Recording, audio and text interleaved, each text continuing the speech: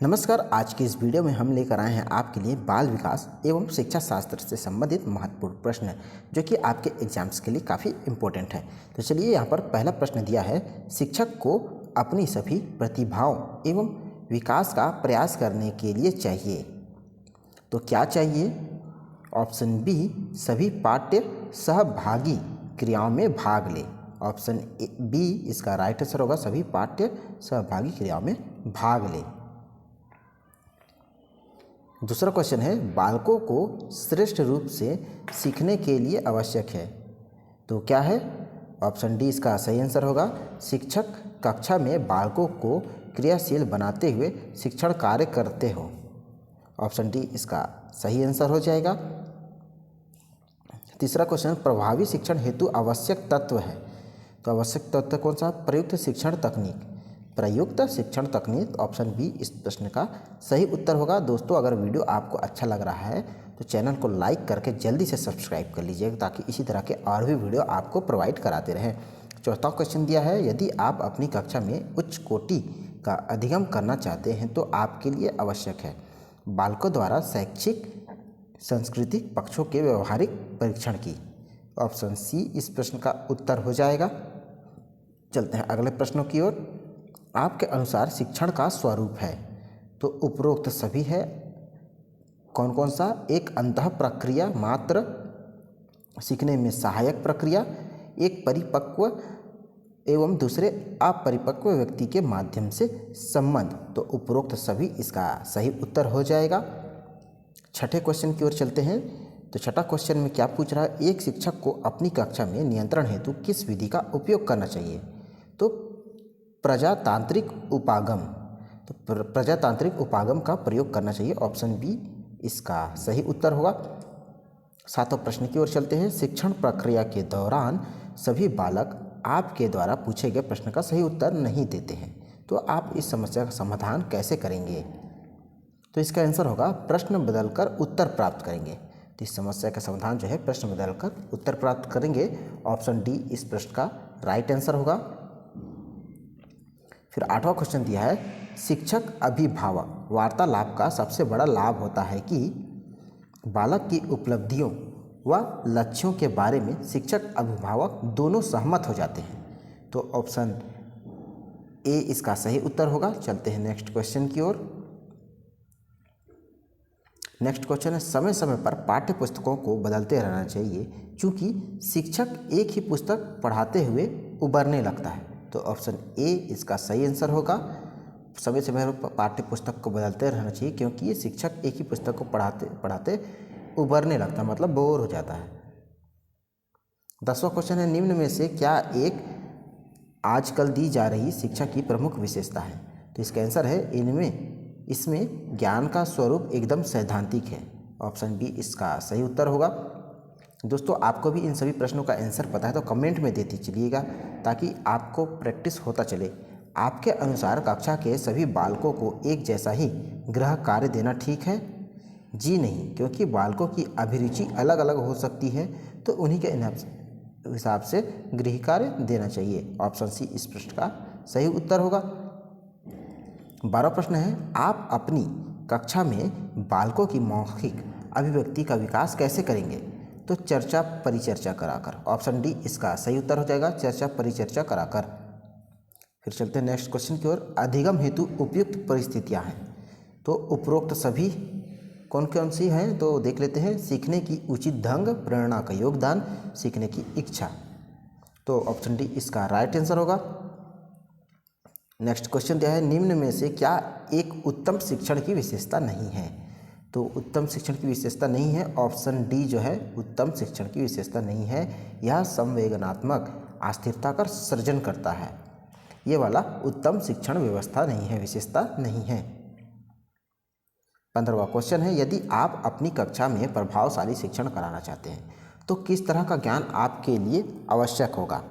तो उपरोक्त सभी इस प्रश्न का सही आंसर होगा। ऑप्शन डी कौन कौन सा देख लेते हैं। तो पाठ्य विषय संबंधी अंतः वस्तु का ज्ञान, शिक्षा शास्त्र संबंधी अंतः वस्तु का ज्ञान, पाठ्यक्रम संबंधी ज्ञान। तो ऑप्शन डी इसका राइट आंसर हो जाएगा।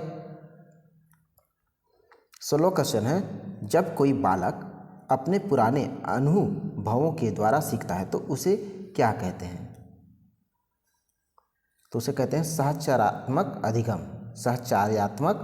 सहचार्यात्मक अधिगम, ऑप्शन ए इसका राइट आंसर हो जाएगा। 17वां क्वेश्चन है, प्रगतिशील शिक्षाविदों के विचार से पाठ्यक्रम संबंधित अनुभव की श्रृंखला को निर्धारित किया जाना चाहिए। तो इसका जो राइट आंसर होगा ऑप्शन सी हो जाएगा, विषय वस्तु की तार्किकता के आधार पर, ऑप्शन सी। वह परिस्थिति जिसमें कोई बालक कुपोषण का शिकार हो सकता है, तो कौन कौन सा कारण है जो शिकार हो सकता है? उपरोक्त सभी: अधिक श्रम, अपर्याप्त निद्रा की स्थिति, दूषित वातावरण, रोगग्रस्त की स्थिति और उपेक्षापूर्ण व्यवहार, खेलकूद में अवहेलना। तो ऑप्शन डी ये सभी कारण हो सकते हैं बालक के कुपोषण होने का। 19वां क्वेश्चन दिया है, आप कक्षा में बालकों के सामने एक प्रश्न रखते हैं। आप देखते हैं कि कक्षा के अधिकांश बालक उस प्रश्न का उत्तर देने के लिए अति आतुरता से हाथ उठा रहे हैं।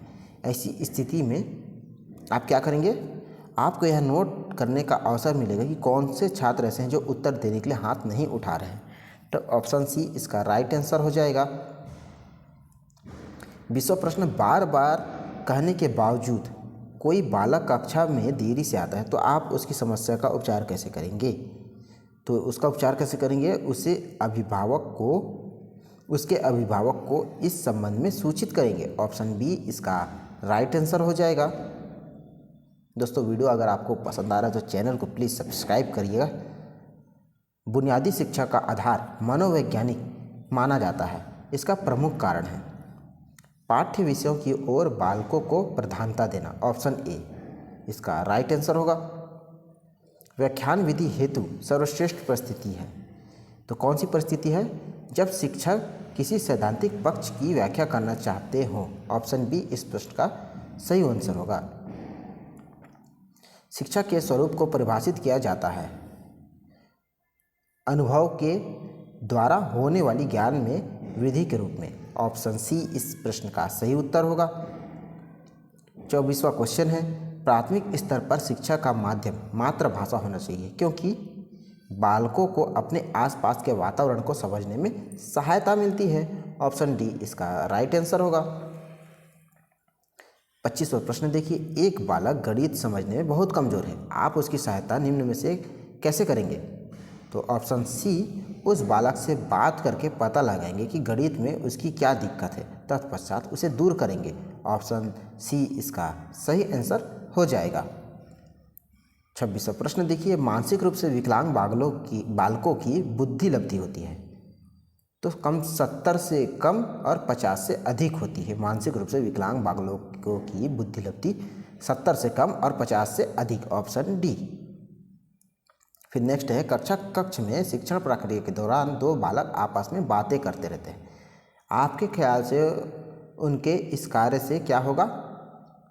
ऑप्शन डी हो जाएगा। उपरोक्त सभी होगा। क्या क्या होगा? उन दोनों को हानि होती है, सारी कक्षा को हानि होती है, शिक्षक का ध्यान बढ़ता है। तो ये तीनों कारण हो जाते हैं। नेक्स्ट दिया है, बालकों के अधिगम का मूल्यांकन प्रमुख रूप से होना चाहिए। तो किस रूप से होना चाहिए? सतत एवं व्यापक प्रक्रिया से। ऑप्शन ए इस प्रश्न का सही आंसर होगा। नेक्स्ट क्वेश्चन दिया है, बालकों के अनुवांशिक गुणों में परिवर्तन है तो उनके अनुवांशिक प्रतिमानों एवं संरचनात्मक व्यवहारों तक सीमित। ऑप्शन सी इसका राइट आंसर होगा। 30वां क्वेश्चन दिया है, शिक्षा के उद्देश्य का मूलभूत स्रोत क्या है? तो मानव अनुभव। Option A